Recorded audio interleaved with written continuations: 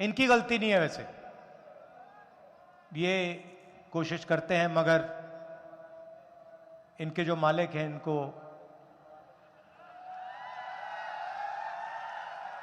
देखो ऐसे कर रहे हैं, देखो ऐसे कर रहे हैं।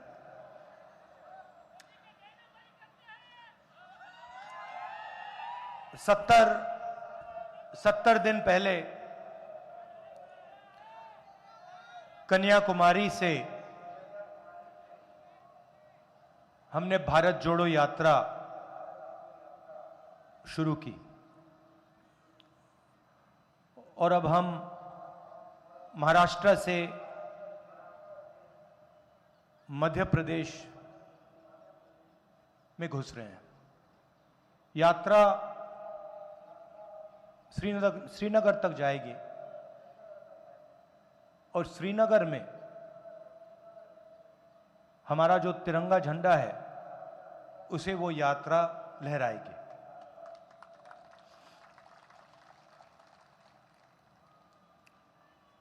तकरीबन 3,500 किलोमीटर की यात्रा है।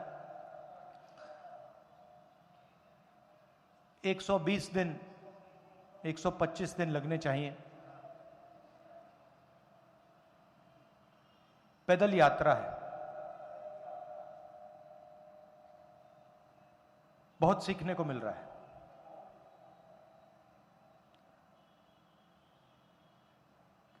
युवाओं से बातचीत हो रही है, किसानों से, मजदूरों से, छोटे व्यापारियों से, जो स्मॉल और मीडियम बिजनेस चलाते हैं, उनसे बात हो रही है।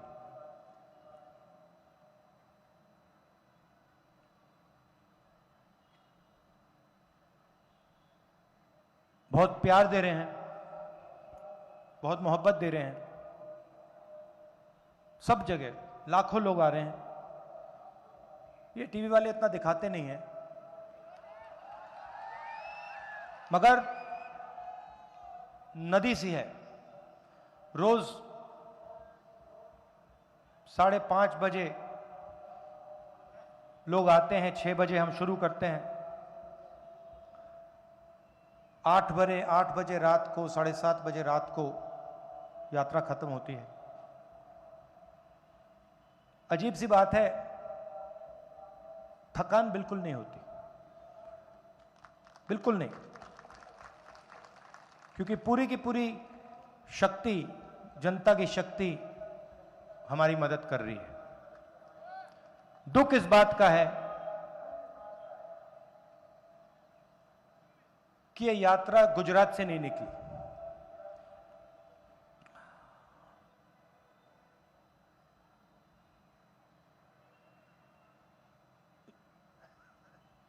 बड़ी खुशी हो रही है,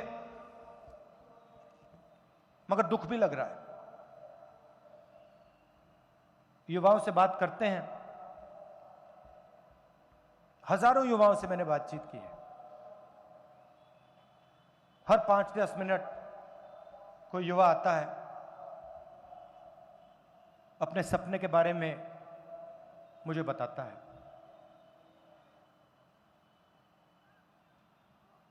कोई कहता है इंजीनियर बनना था,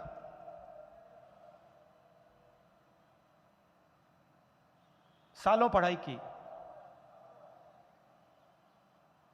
सपना देखा था कंप्यूटर इंजीनियर बनेंगे,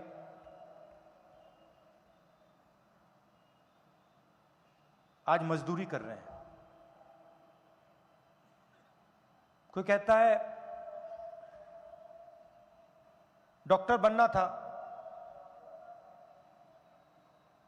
शिक्षा के पैसे दिए,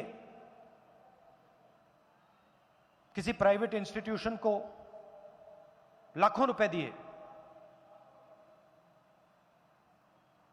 आज उबर की गाड़ी चलानी पड़ रही है, पिज्जा डिलीवर करना पड़ रहा है। किसान से बात करो, सवाल पूछते हैं, राहुल जी हमें बात समझ नहीं आती, हिंदुस्तान के 3-4 अरबपति लाखों करोड़ रुपए कर्जा लेते हैं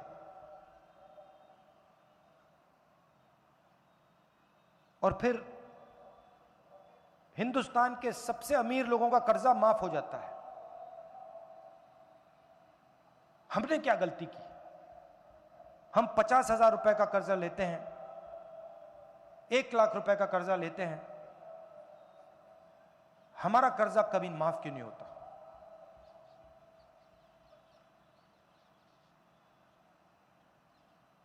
उन्हें जब वो कर्जा वापस नहीं देते तो उसे वो सरकार नॉन परफॉर्मिंग एसेट कहती है,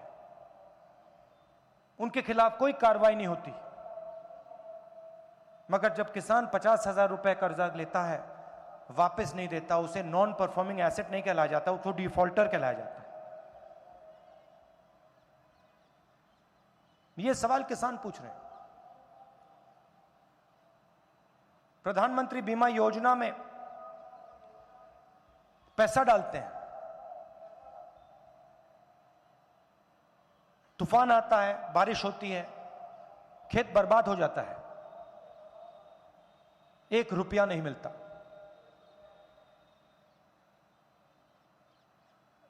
फोन लगाते रहते हैं, नंबर से कोई जवाब नहीं देता, मेल भेजते रहते हैं, इंटरनेट पे मेल भेजते रहते हैं, कोई जवाब नहीं मिलता। ये सब सुनकर काफी दुख होता है। यहां पे मोरबी की ट्रेजेडी हुई, उस समय पत्रकारों ने पूछा मुझसे, इसके बारे में आप क्या सोचते हो? तो मैंने बोला, देखिए 150 लोगों की मृत्यु हुई है, यह राजनीतिक मुद्दा नहीं है, इस पे मैं बोलूंगा नहीं। मगर सवाल उठता है, आज उठता है,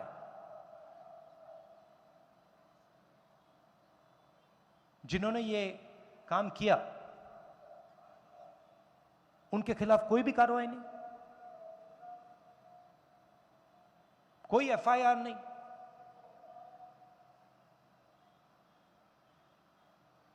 बीजेपी के साथ उनका अच्छा रिश्ता है तो उनका कुछ नहीं होगा क्या?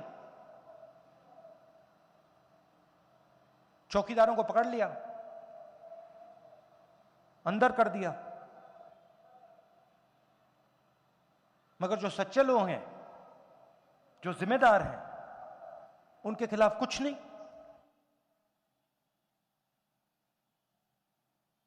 और ये गुजरात जो आपका प्रदेश है, स्मॉल और मीडियम इंडस्ट्री का ये सेंटर है, ये आपकी रीढ़ की हड्डी है। ये जो छोटी कंपनीज हैं, मिडिल साइज कंपनीज हैं, और आपके लोग सिर्फ गुजरात में नहीं चलाते, पूरे हिंदुस्तान में आप लोग इनको चलाते हो। यही तो देश को रोजगार देती हैं। ये जो अरबपति हैं 2-3, ये रोजगार नहीं देते हैं। जो छोटे बिजनेसेस हैं, मिडिल साइज बिजनेसेस हैं, वो रोजगार देते थे।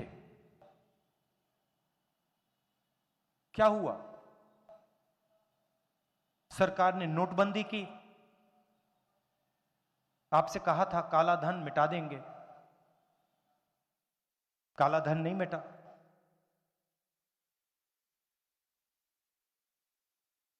मगर सारे के सारे स्मॉल और मीडियम बिजनेसेस बंद हो गए।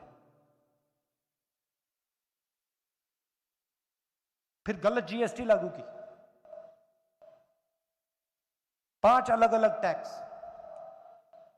हर महीने फॉर्म भरो,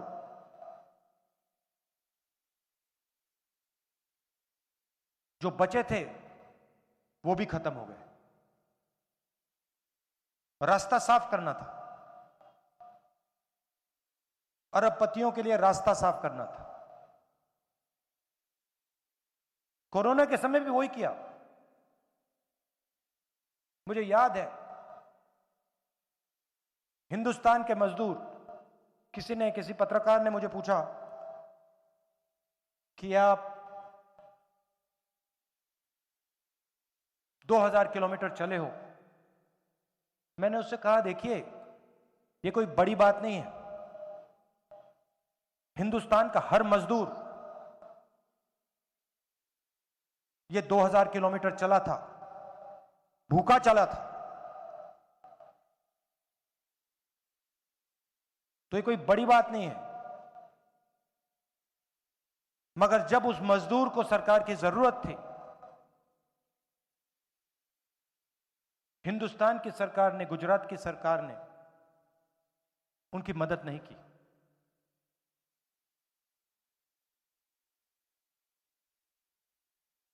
और जब वो मजदूर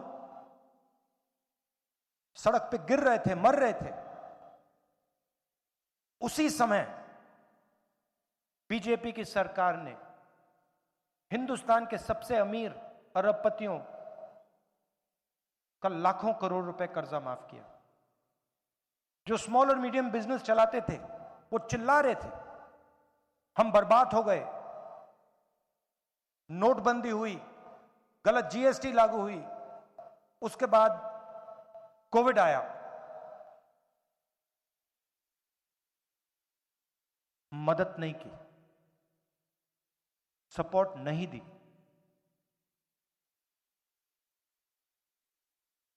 ये पॉलिसियां नहीं है, ये नोटबंदी, ये जीएसटी, कोविड में जो इन्होंने किया, ये पॉलिसी नहीं है। ये किसानों के खिलाफ, मजदूरों के खिलाफ, छोटे व्यापारियों के खिलाफ, स्मॉल और मीडियम बिजनेस चलाने वालों के खिलाफ ये हथियार है, इनको खत्म करने के हथियार है। और जो हिंदुस्तान के 2-3 बड़े अरबपति हैं जिनको आप जानते हो, उनके लिए रास्ता साफ करने के हथियार है। वो कोई भी बिजनेस चलाना चाहे चला सकते हैं, जो भी करना चाहते हैं। टेलीकॉम बिजनेस करना है तो टेलीकॉम में घुस जाएंगे, एयरपोर्ट में घुस जाएंगे, पोर्ट्स में घुस जाएंगे, इंफ्रास्ट्रक्चर, खेती, जो भी ये करना चाहते हैं, ग्रोसरी स्टोर्स, जो भी करना चाहते हैं कर सकते हैं, जो भी सपना देखना चाहते हैं देख सकते हैं।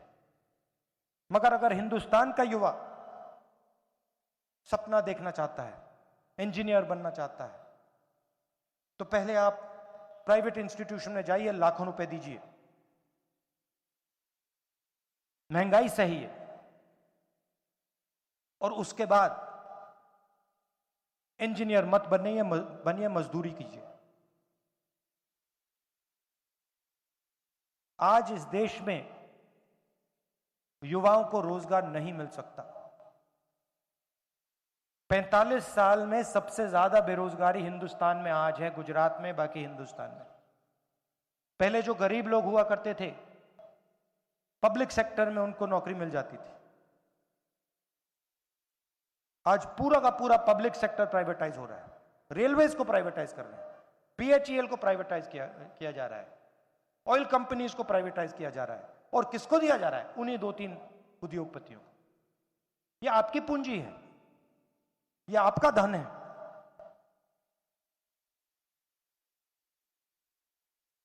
पब्लिक सेक्टर में आपको रोजगार नहीं मिल सकता।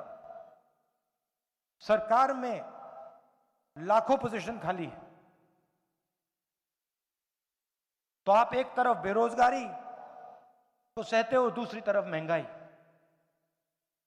यूपीए के समय पेट्रोल 60 रुपए का होता था, आज 100 रुपए से ज्यादा का है।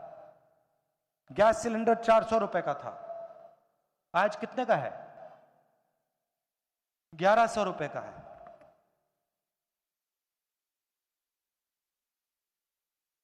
दो हिंदुस्तान बन रहे हैं,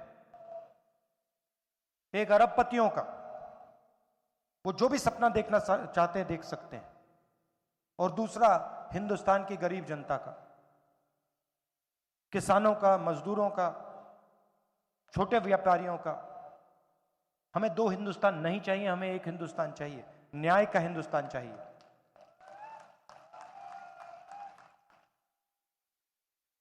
और भारत जोड़ो हम जो शुरू किए हैं, उसके पीछे सोच आपकी है। गुजरात की है, महात्मा गांधी जी की है। ये हमारी, ये नई चीज नहीं कर रहे हैं हम। रास्ता हमें गुजरात में दिखाया था, महात्मा गांधी जी ने दिखाया था, सरदार पटेल जी ने दिखाया था। आपसे ही सीख के हम ये तपस्या कर रहे हैं, जनता की आवाज सुन रहे हैं। 7-8 घंटे हम चलते हैं, हम कुछ बोलते नहीं हैं, किसानों की बात सुनते हैं, युवाओं की बात सुनते हैं, गले लगते हैं उनसे, मजदूरों से। और 7-8 घंटे चलने के बाद कभी 10-11 घंटे हो जाते हैं, हम 15 मिनट अपनी बात रखते हैं।